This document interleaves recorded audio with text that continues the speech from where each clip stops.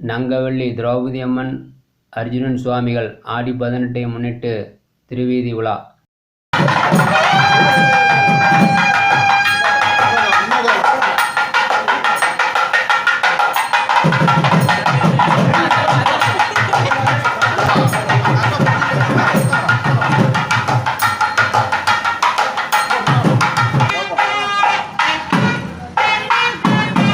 சேலம் மாவட்டம் நங்கவள்ளி திரௌபதி அம்மன் திருக்கோயிலில் ஆடி 18 முன்னிட்டு மேட்டூர் காவிரி ஆற்றிலிருந்து புனித நீர் எடுத்து வந்து சிறப்பு வழிபாடு செய்யப்பட்டது.